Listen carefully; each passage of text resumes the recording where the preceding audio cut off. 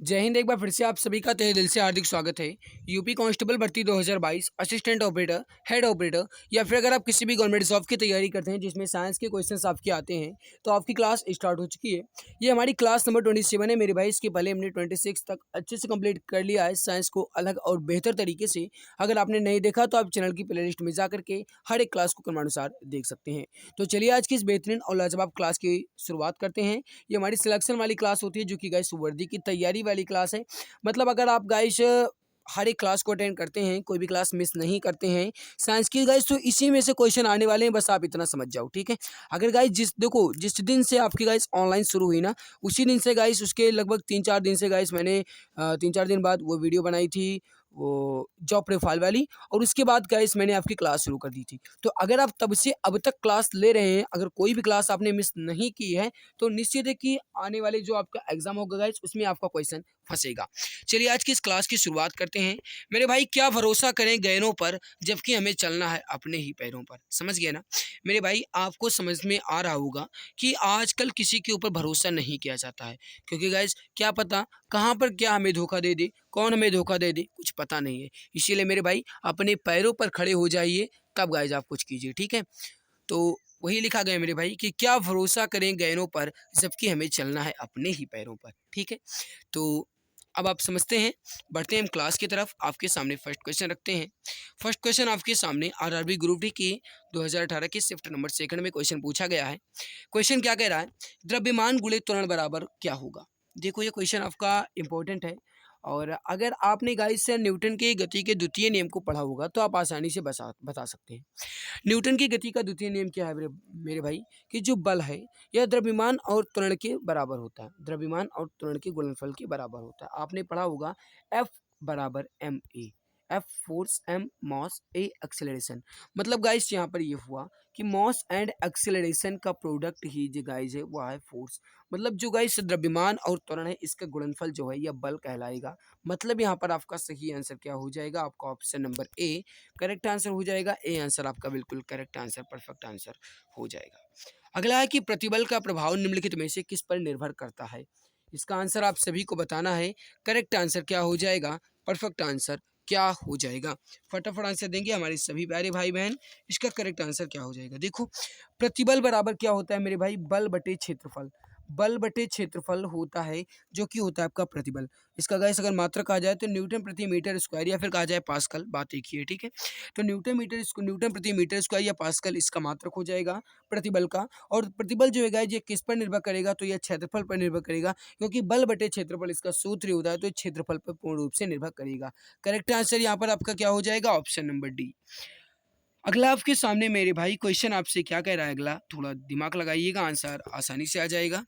Question है आपके सामने मेरे भाई कि यदि एक वस्तु दोनों सिरों से पकड़कर खींची जाती है तो उस पर लागू बल को क्या कहा जाएगा? थोड़ा दिमाग लगाओ, आंसर आंसर आसानी से आ जाएगा, ठीक है।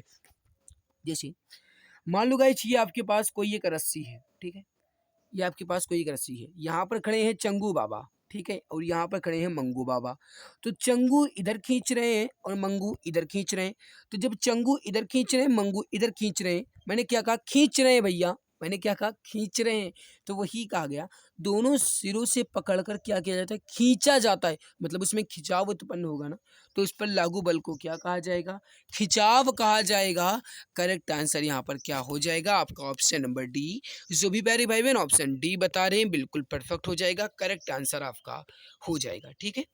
चलिए अगला क्वेश्चन आपके सामने कि किसी पदार्थ पर कार्य करने के बावजूद भी, पहले बीच में स्थान दिया गया है फिर कहा गया उसके आकार में परिवर्तन ना होने का गुण कहलाता है। मतलब किसी पदार्थ पर किस प्रकार कार्य करने के बावजूद भी उसमें जो आकार में परिवर्तन नहीं होता वह क्या कहलाता है? मतलब समझना, किसी भी पदार्थ पर अगर गाइस कोई बाह्य कार्य करेगा उसके बावजूद भी उसके आकार में परिवर्तन ना हुआ तो उसका गुण जो है मेरे भाई वह उसका कहलाएगा दृढ़ता, ठीक है। अगर गाइस ये कहा जाए कोई कोई भी अगर गाइस दृढ़ता पूर्वक कार्य होता है तो उस पर कोई, जैसे मान लीजिए गाइस कोई पदार्थ है उस पर बाह्य बल कार्य कर रहा है, ठीक है, बाह्य कार्य कर रहा है। तो जब उस पर बाह्य बल कार्य करेगा और उसके अगर आकार में परिवर्तन नहीं होता है तो मतलब वो दृढ़ निश्चय है। वो कह रहा है कि अगर चाहे जितने हमारे ऊपर दबाव लगा दो, बल लगा दो, लेकिन मैं अपने आकार में परिवर्तन नहीं करूँगा क्योंकि मेरा ये दृढ़ निश्चय है। तो वही मेरे भाई अगर उस पर बाह्य बल कार्य करता है तो वह गाइस एक दृढ़ होने का गुण प्रदर्शित करेगा। ऑप्शन सी आपका बिल्कुल करेक्ट आंसर हो जाएगा। अगला आपके सामने कि किसी वस्तु को गति में लाने के लिए उसे धक्का देना या खींचना क्या कहलाता है? इजी क्वेश्चन है, सभी जानते होंगे इसका करेक्ट आंसर क्या हो सकता है। फटाफट आंसर दे दीजिए, परफेक्ट आंसर क्या हो जाएगा मेरे भाई। देखो किसी भी वस्तु को गति में लाने के लिए उसे धक्का देना या खींचना क्या कहलाता है? गाइस धक्का देना, खींचना या धकेलना, मैंने क्या कहा, धक्का देना, खींचना या धकेलना उसका बल कहलाएगा। मतलब मेरे भाई यहाँ पर आपका सही आंसर क्या हो जाएगा? ऑप्शन बी बल बिल्कुल करेक्ट आंसर हो जाएगा। जो भी प्यारे भाई बहन ऑप्शन बी बता रहे हैं बिल्कुल करेक्ट आंसर आपका हो जाएगा। दो पिंडों के बीच बल जो है यह सदैव किस प्रकार प्रयुक्त होते हैं? आपसे यह क्वेश्चन पूछा गया है आरआरबी ग्रुप डी के 16/10/2018 के शिफ्ट नंबर 3 में आपका यह क्वेश्चन पूछा गया है। सो गाइस फटाफट आंसर दे दीजिए, इसका परफेक्ट आंसर क्या हो जाएगा। देखो गाइस जो पिंड है ना, ये गाइस समान और विपरीत दिशा में हमेशा प्रयुक्त होते हैं। गाइस दो दो पिंड हैं, ये इनके बीच जो गाइस ये बल है, फोर्स है, ये सदैव समान लगेगा लेकिन विपरीत दिशा में लगेगा, यानी एक दूसरे के विपरीत दिशा में लगते हैं, समान दिशा में नहीं लगते हैं। यहाँ पर आपका सही आंसर क्या हो जाएगा? Option A. जो भी प्यारे भाई बहन ऑप्शन ए बता रहे हैं बिल्कुल करेक्ट हो जाएगा, बिल्कुल परफेक्ट आंसर आपका हो जाएगा। दो वस्तुओं के मध्य परस्पर क्रिया होती है। अब आपसे ये कहा गया है जड़त्व दो वस्तुओं के मध्य परस्पर क्रिया है, संवेग, बल या दाब। दिमाग लगाओ, आंसर आसानी से आ जाएगा। देखो बल जो है मेरे भाई यही तो दो वस्तुओं के मध्य परस्पर क्रिया होगी। अब आप गाइस आपके पास कोई एक वस्तु है, उस पर आप किस प्रकार बल लगाएंगे? जब आप लगाएंगे तो आपको मिलकर के दो वस्तु हो जाएगी। मतलब दो वस्तुओं के मध्य गाइस परस्पर क्रिया होती है जो कि बल होगा। आपका सही आंसर यहाँ पर क्या हो जाएगा? आपका ऑप्शन नंबर डी। जो भी प्यारे भाई बहन ऑप्शन डी बता रहे हैं बिल्कुल करेक्ट हो जाएगा। ठोस सतह द्वारा किसी भी वस्तु पर सामान्य दिशा में लगाए गए बल को क्या कहेंगे? इसका आंसर आप सभी को बताना है। करेक्ट आंसर क्या हो जाएगा? परफेक्ट आंसर क्या हो जाएगा? फटाफट आंसर देंगे हमारे सभी प्यारे भाई बहन। राइट आंसर यहाँ पर क्या हो जाएगा? देखो ठोस सतह पर किसी भी वस्तु पर सामान्य दिशा में लगाए गए बल को सामान्य बल कहेंगे। यहाँ पर जब सामान्य दिशा में लगाया गया बल है मेरे भाई तो सामान्य बल ही कहलाएगा। ऑप्शन ए आपका बिल्कुल परफेक्ट हो जाएगा, करेक्ट आंसर आपका हो जाएगा। खींचने का एक उदाहरण यहाँ पर आपको क्या मिलेगा? दिमाग लगाओ, आंसर आसानी से आ जाएगा। देख लो, पहले ही देख लो। जो गाइस दरवाजा खोलना, मैंने क्या कहा? दरवाजा खोलना। आप दरवाजा को खोलोगे गाइस तो आप धक्का दोगे, यानी धक्केलना हो जाएगा यहाँ पर। फिर देखो पर्दा उठाना। अब पर्दा उठाने की बात की गई मेरे भाई तो इसमें आपका बल लगेगा, ठीक है। और पर्दा उठाने की जब बात की गई, ये तो कहा नहीं गया कि पर्दा को आपको बंद कर रहे हैं या फिर आप इसे खोल रहे हैं। जैसे कि आप मान लीजिए मेरे भाई ये आपका पर्दा के ऊपर की जो पाइप लगी होती है ये है, ठीक है। इसे ये आपका यहाँ पर पर्दा लगा हुआ है। जब आप पर्दा को खोलोगे गाइस तो आप इधर इसे सरका दोगे और जब आप बंद करोगे तो आप इधर सरका दोगे, है ना। कुछ भी होगा गाइस आप समझ लेना। तो जब आप गाइस इसे सरकाओगे तो ये सरकना हो जाएगा, ठीक है। ये भी आपका खींचने का उदाहरण नहीं होगा। लड़के को धक्का देना, भैया यहाँ पर धक्का पहले ही बता दिया गया। कुल मिलाकर के गाइस कहा जाए तो यहाँ पर ध्वज फहराना। आप गाइस ध्वज फहराते होंगे, जैसे गाइस अपना स्वतंत्रता दिवस मनाया जाता है, गणतंत्र दिवस मनाया जाता है, इसमें आप ध्वज फहराते होंगे। तो जब ध्वज फहराया जाता है गाइस तो उसमें एक रस्सी लगी होती है, उसको खींचते हैं तो उसके बाद हमारे ध्वज को सम्मान देने के लिए उसमें कुछ फूल गिरते हैं, ठीक है। तो गाइस जो ध्वज खींचा जाता है ना, वो गाइस आपका खींचने का उदाहरण हो जाएगा, ठीक है। तो ध्वज फहराना, गुरुत्वाकर्षण, ये सभी जो है मेरे भाई ये आपके खींचने के उदाहरण हो जाएंगे। यहाँ पर आपका करेक्ट आंसर क्या हो जाएगा? ए आंसर आपका बिल्कुल परफेक्ट हो जाएगा। अगला सभी बलों में होता है। दिमाग लगाओ, आंसर आसानी से आ जाएगा।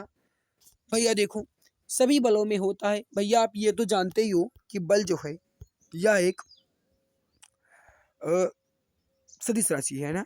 बल जो है एक सदिश राशि है जिसमें गाइस परिमाण के साथ साथ दिशा भी होती है, क्योंकि विषुवत बल हमारी एक ट्रिक है जिसमें गाइस बल तो अलग से ही दे दिया गया है ना। तो परिमाण और दिशा दोनों गाइस जो हैं ये बल में होते हैं। कहने का मतलब है ए आंसर आपका बिल्कुल परफेक्ट हो जाएगा। तो जो भी प्यारे भाई बहन ऑप्शन ए बता रहे हैं यहाँ पर बिल्कुल करेक्ट हो जाएगा, बिल्कुल सही आंसर आपका हो जाएगा मेरे भाई। चलिए आपके सामने अगला क्वेश्चन आपसे क्या कह रहा है, थोड़ा दिमाग लगाना। संवेग को किसके गुणनफल के रूप में व्यक्त किया जाता है? यहाँ पर ये क्या लिखा है, यहाँ पर ये में लिखा है, यहाँ पर ये किया लिखा है, ठीक है। संवेग को किसके गुणनफल के रूप में व्यक्त किया जाता है मेरे भैया? संवेग, क्या कहा मैंने? संवेग। सम मतलब होता है मेरे भाई संगति, जिसका मतलब होता है द्रव्यमान या मॉस। तो और वेग, तो समवेग यानी संगति और वेग का गुणनफल, मतलब द्रव्यमान और वेग का गुणनफल जो है यह संवेग के बराबर होगा, ठीक है। तो यहाँ पर आपका जो सही आंसर हो जाएगा वह हो जाएगा मेरे भाई ऑप्शन नंबर सी, जो कि होता है मेरे भाई ऑप्शन नंबर सी बिल्कुल सही होगा। देखो अगर इसकी मात्रक की बात की जाए तो किलोग्राम, किलोग्राम और गाइस मीटर प्रति सेकंड स्क्वायर, किलोग्राम मीटर प्रति सेकंड स्क्वायर, क्योंकि द्रव्यमान का मात्रा किलोग्राम हो जाएगा, वेग का हो जाएगा मीटर प्रति सेकंड स्क्वायर। तो किलोग्राम मीटर प्रति सेकंड स्क्वायर जो है यह हो जाएगा आपका संवेग का क्या हो जाएगा मेरे भाई? मात्रक, ठीक है। अगला आपके सामने कि रैखिक संवेग जो है यह बराबर है, दिमाग लगाओ भैया, चाहे रैखिक संवेग कहा जाए, कोणीय संवेग कहा जाए, कुछ भी बात अलग है, ठीक है। संवेग का मतलब ही होता है द्रव्यमान और वेग का गुणनफल ही बराबर होगा, कहने का मतलब है ऑप्शन बी आपका बिल्कुल सही आंसर हो जाएगा। तो जो भी प्यारे भाई बहन ऑप्शन बी यहाँ पर बता रहे हैं बिल्कुल सही आंसर हो जाएगा, करेक्ट आंसर हो जाएगा। चाल, दूरी और समय का सही संबंध इसमें कौन सा है, यह क्वेश्चन आपसे पूछा गया है, बता दो इसका करेक्ट आंसर यहाँ पर क्या हो जाएगा। देखो थोड़ा मैनेज कर लेना, गला बैठा हुआ है, मैं तेज नहीं बोल सकता हूँ, ठीक है। चाल, दूरी और समय, देखो भैया समय बराबर क्या होता है? दूरी बटे चाल, ठीक है। समय बराबर क्या होता है? दूरी बटे चाल, यानी यस बराबर क्या हो जाएगा? D by T. कहने का मतलब है ऑप्शन बी बिल्कुल करेक्ट हो जाएगा। तो जो भी प्यारे भाई बहन ऑप्शन बी बता रहे हैं बिल्कुल सही हो जाएगा। अगला है कि तात्कालिक वेग और औसत वेग तब बराबर होते हैं जब त्वरण कैसा होगा? इसका आंसर आप सभी को बताना है। करेक्ट आंसर क्या हो जाएगा? सभी मित्र फटाफट आंसर देंगे, इसका परफेक्ट आंसर क्या हो जाएगा?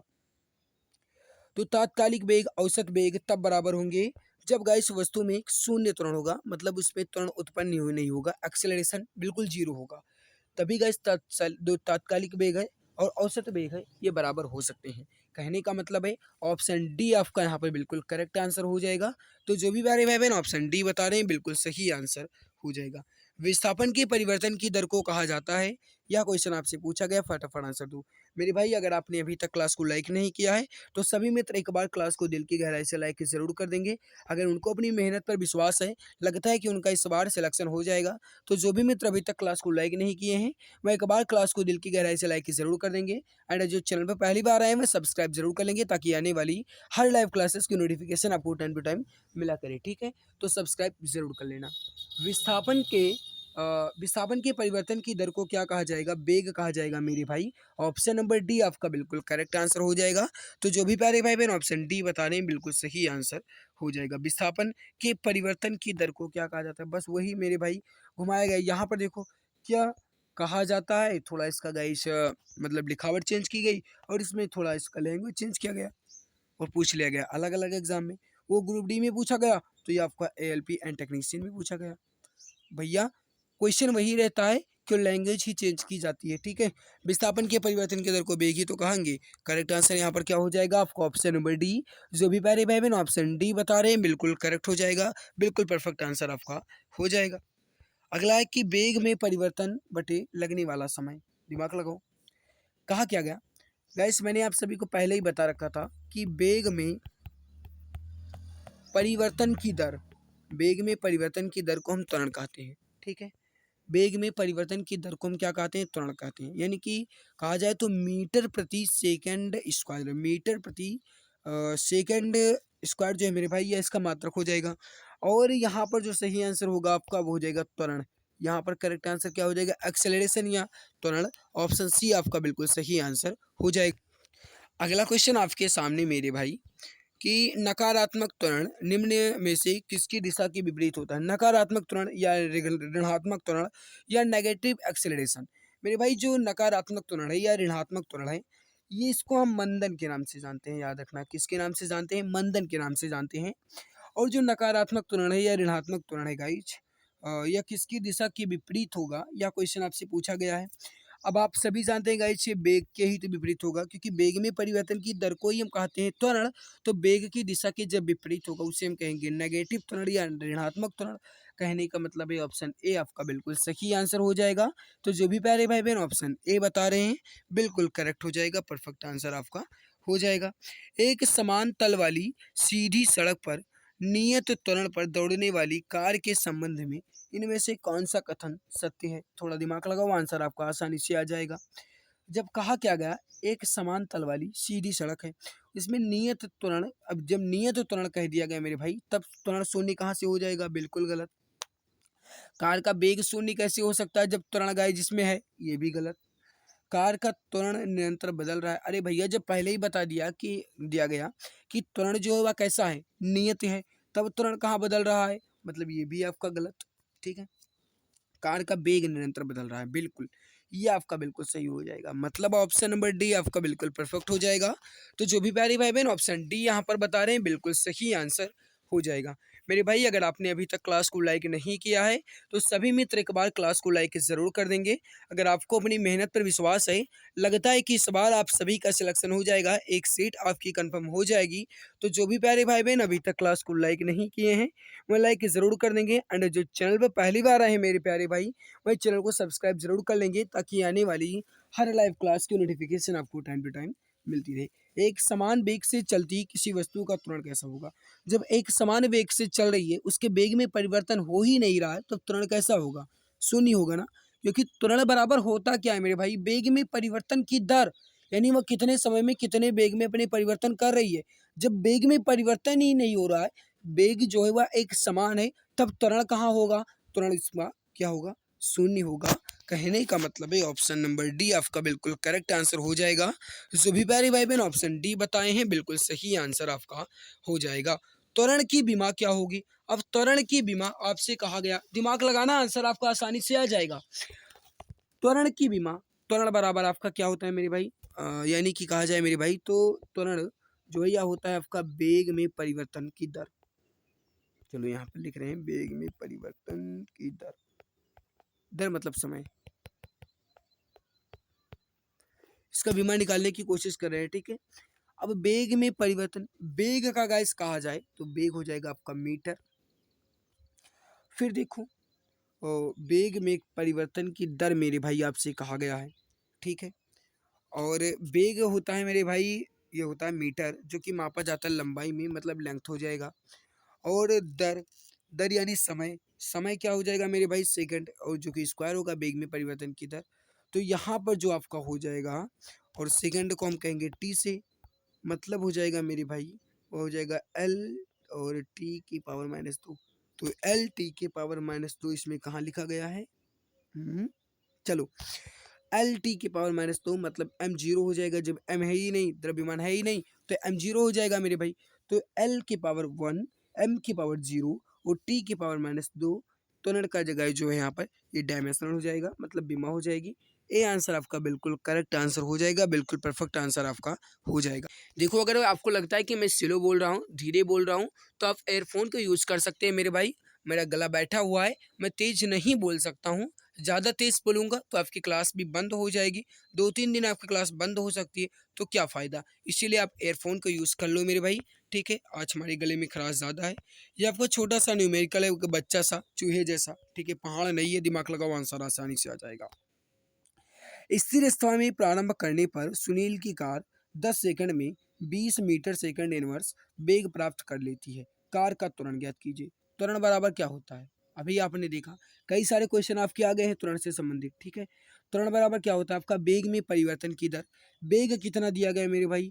20 दिया गया। दर कितनी दी गई है? समय कितना दिया गया भैया?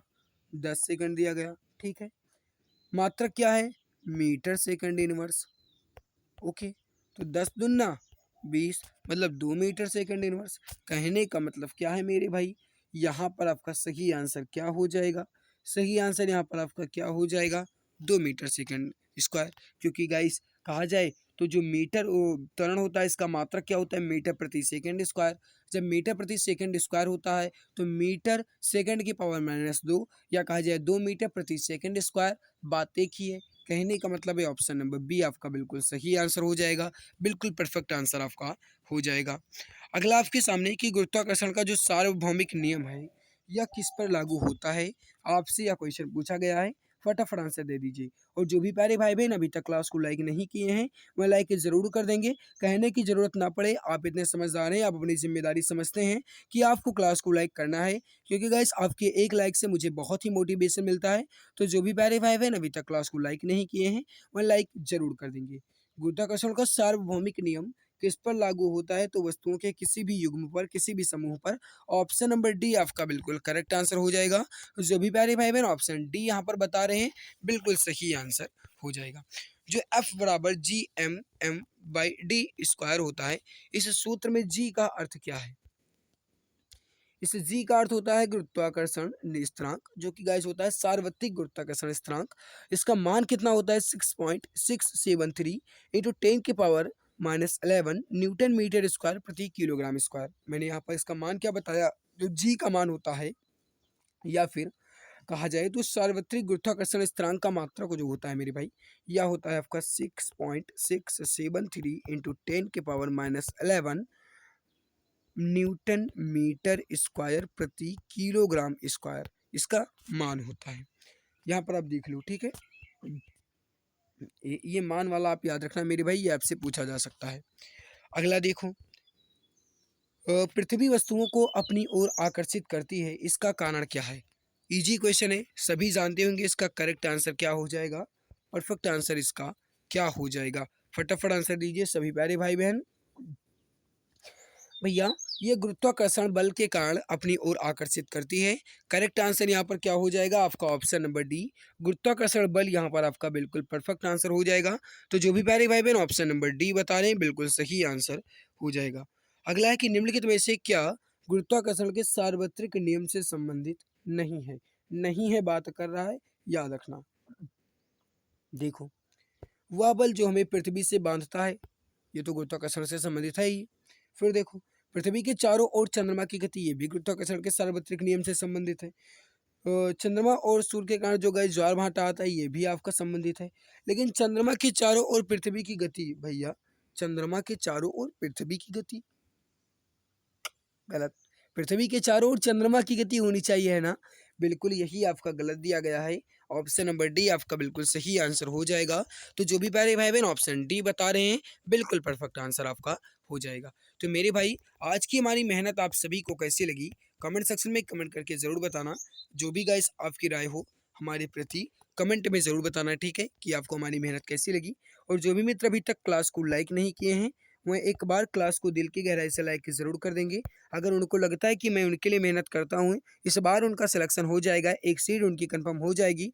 तो जो भी प्यारे भाई बहन क्लास को लाइक नहीं किए हैं वो लाइक ज़रूर कर देंगे।